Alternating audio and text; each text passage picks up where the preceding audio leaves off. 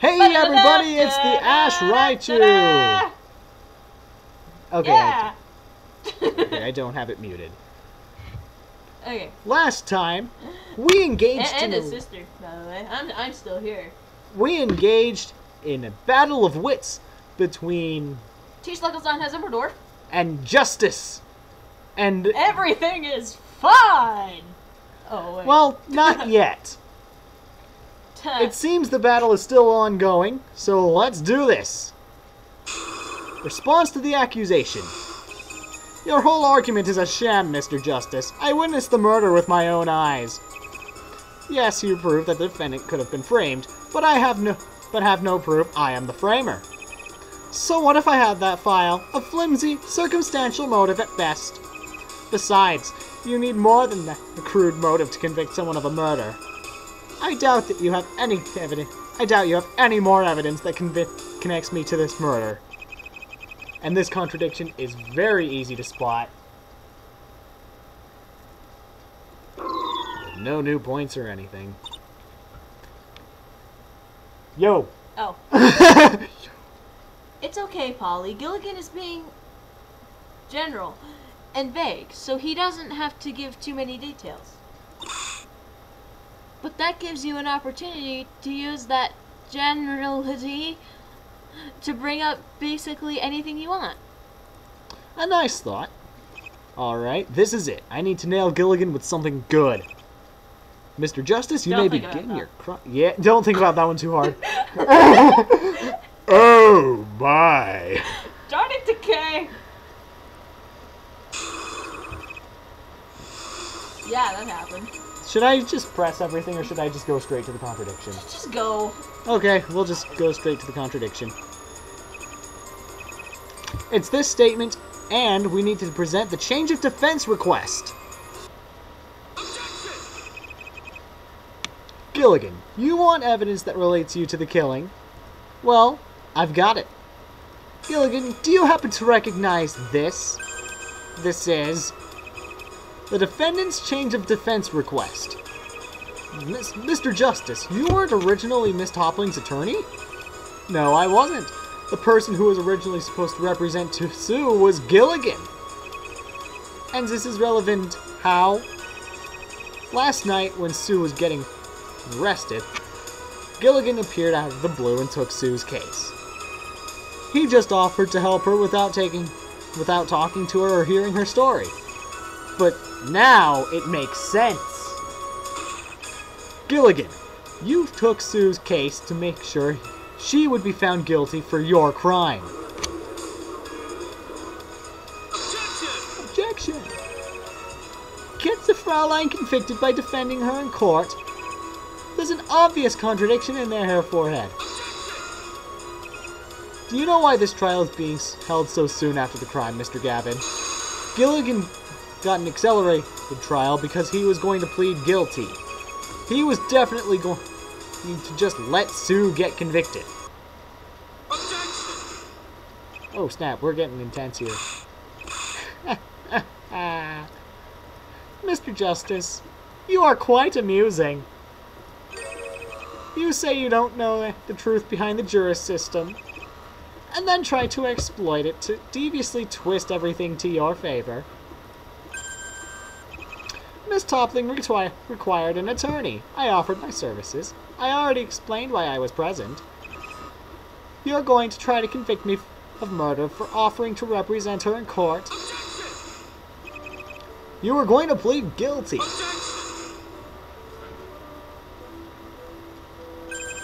I witnessed Miss Topling commit the murder. Of course I would plead guilty. Or are you saying you would try to acquit someone you knew was guilty, Mr. Justice? Of course not. But you took Sue's case even though you supposedly knew she was guilty. If you look at my trial record, it will be clear I don't particularly care about getting an acquittal. It's not like pleading guilty in this case was anything out of the ordinary for me.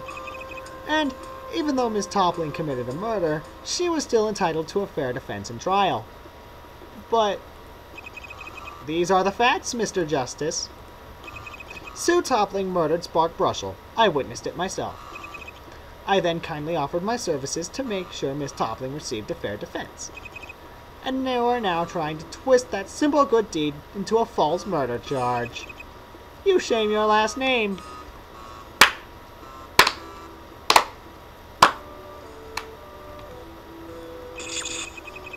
Why does he have to twist everything back at us? Also, there's something in your argument that I find very interesting. I brought up a few old issues and asked if you had anything that was directly connected to me. To be honest, I wasn't exactly sure what you would try to do, Mr. Justice. I thought maybe your little magician assistant would pull evidence from somewhere. Although I think she might be a bit more of a thief. But you just pulled out this silly little document. What are you saying this means, Gilligan? Mr. Justice's evidence to tie me to the murder was this request, a tenuous and indirect link. But if this is as close to a murder as Mr. Justice can place me, it's clear he has no decisive evidence. But Mr. Justice has only provided circumstantial evidence, and I countered each piece with a plausible alternate interpretation. If we know Mr. Justice has no decisive evidence, why continue to humor his accusation? This isn't good. Gilligan is trying to go for the final blow. Then we have to deliver our final blow against him.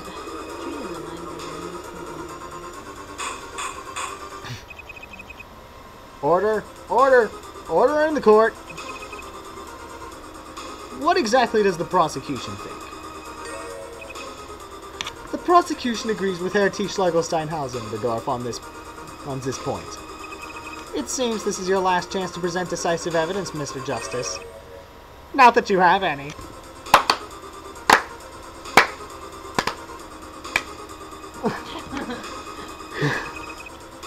But, wait, that would mean... Gilligan, I have decisive proof that your entire testimony is a lie. Oh. Did you catch it? I'm tired. Oh, really? You really think you can prove I'm the murderer? If you have this evidence, then I'm sure you'll be fine with this. Snap! The unlimited penalty. I'm calling your bluff, Mr. Justice. There's no way out of this. It's not a bluff, Gilligan. Polly, really? I meant what I said, She's Trucy. looking at the life bar. Gilligan just slipped up. She's looking at the life bar. She is looking at the life bar. She's breaking the fourth wall. Do you know Or it? is she? Do you know? No, I don't know what he said. No use in delaying it anymore. Mr. Justice, please present your decisive evidence against the witness. And it's the magic show flyer.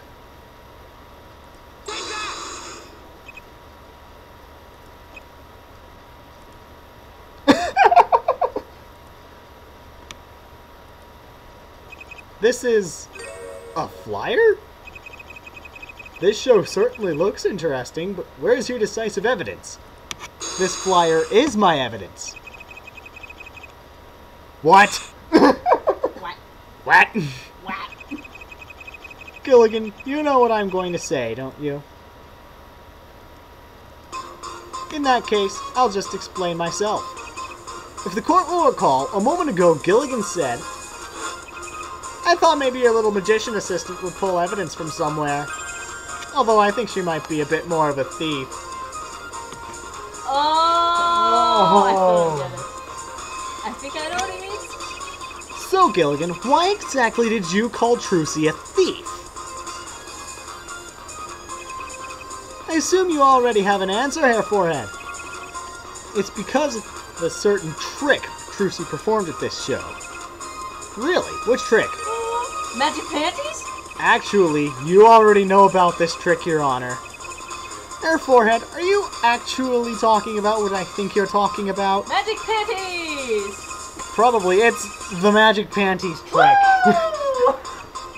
Ah, I remember it now. You kept bringing it up in that trial a few months ago. The magician pulls various objects per pair of magic panties in that trick, right? Correct, Your Honor. At last night's magic show, Trucy performed this trick, but with a little twist.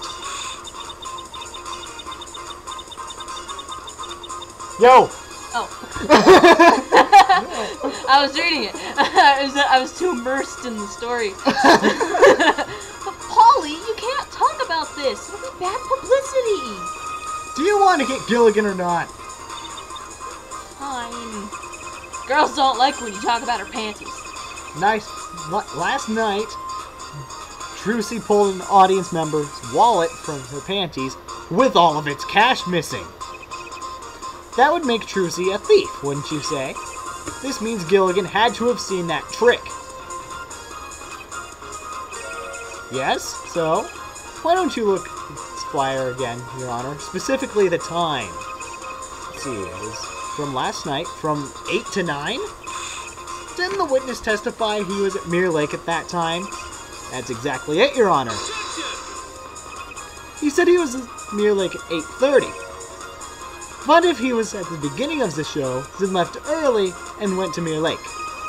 Or if he wandered to the show after he witnessed the murder and saw the end. Sorry, but that explanation won't work.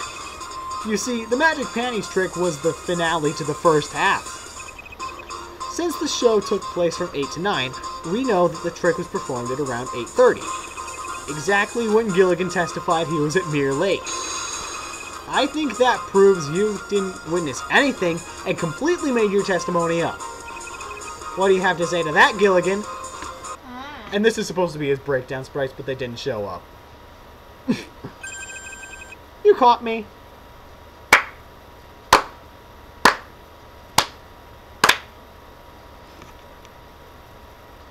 What? You are correct. I was at that magic show last night. Oh, wait. But therefore, he couldn't have been there to snap the twig. If you really want, we could argue about it, Mr. Justice. No, that's okay. So you're really admitting to perjury.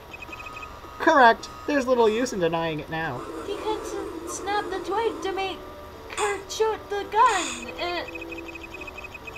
I'm confused. We aren't done with the trial yet. Why Why would you do something like this? I was annoyed at Mr. Justice for taking my case, so I decided to testify against his client. Now then, since I didn't actually witness anything related to the crime, I think I'll take my leave. You're not going anywhere, Gilligan. The defense demands you testify about why you fabricated your testimony. I already said it was just to get some revenge on you, Mr. Justice. But if you decide to push for a formal testimony, I will plead the fifth. What? Don't they teach anything in law school nowadays? The Fifth Amendment states that I may refuse to give testimony if it will lead to my conviction. I know what the Fifth Amendment is, but why are you invoking it? Because I believe giving testimony will lead to my conviction, of course.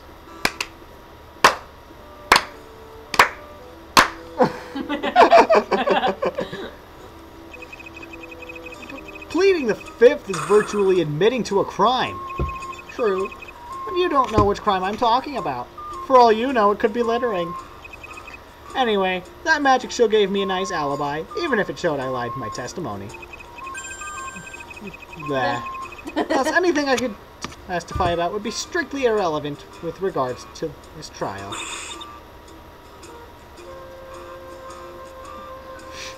Polly, is what he's saying true? I think it is. Anything we could have him testify about would be off-topic or protected by the Fifth Amendment. But even if he didn't commit this crime, I know he had some part in it. I know, but there's nothing we can do. If that's all settled, I believe it's time I go. Farewell. Oh, and enjoy your guilty verdict, Mr. Justice. He left. So where exactly is Gilligan now, Prosecutor Gavin? On his way to the detention center, Herr Judge. He did admit to perjury, after all. Perhaps we'll find out his other crime he committed in interrogation. Anyway, what exactly do we do now? We need to go back to where we were right after Kitsune's testimony. After her Fuchs testimony, you made this little accusation. You made your little accusation, which we now know was wrong.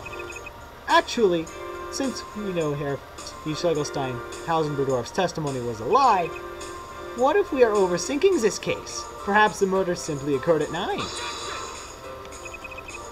We already proved the time occurred before 9 o'clock. You hypothesized that it occurred earlier, and then Gilligan's testimony confirmed it. Which means it's now unconfirmed. Yeah. Mr. Gavin is correct. Right now we have no reason to not believe the murder happened at 9. Polly, this isn't good. We've already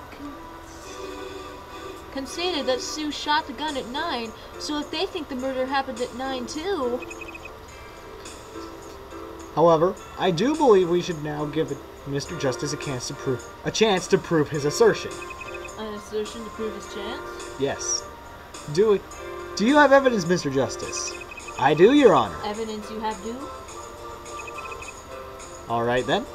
Please present your evidence the real murder occurred before 9 o'clock. And is the pool of blood. What is this? Yes! This is chocolate syrup! This looks like chocolate syrup? It is, Your Honor. It was a pool of chocolate syrup that was found at the crime scene. I see. What is the significance of it, Mr. Justice? The victim was eating dessert at the time. We can trace his DNA to... I don't know. This chocolate syrup was located a few yards away from where the body was found. He threw the spoon. This shows the body was moved between the murder and when the police arrived. Maybe moved. Wait, but if he threw the spoon... What? Just out of the crime scene so Sue could be framed? The body, if it's moved, I'll give you that. But to frame the defendant, you don't have any proof of that. The spoon! Yes! The spoon is the key to everything. It could have been a spork. It's possible the defendant moves the body after murdering her victim at 9. Yes, I believe Mr. Gavin brings up a good point. Objection! This chocolate spoon in the fork. This chocolate syrup could be explained by the murder happening before 9 o'clock. But there are still other possible explanations for this chocolate syrup. However, if you have another piece of evidence that also suggests that the murder happened earlier, I would be more inclined to believe your scenario. So he wants more proof that the murder happened before 9. Alright, Your Honor. I think I can manage that. I don't know, I'd be pretty happy with a pool of chocolate syrup. Well, you're a girl. I am a chocoholic. Please present another piece of evidence. No. What does the letter to Brussels say? Alcoholic to Choco. Please meet me at Mirror Lake at 8:30 p.m. Presenting it! Chocolate syrup! Oh, wait. Another letter? Yes, Your Honor. If you recall, the defendant was called to the scene of the crime by a letter. Well, the victim was too. Who wrote that letter? It was probably the murderer. Unfortunately, the letter wasn't signed.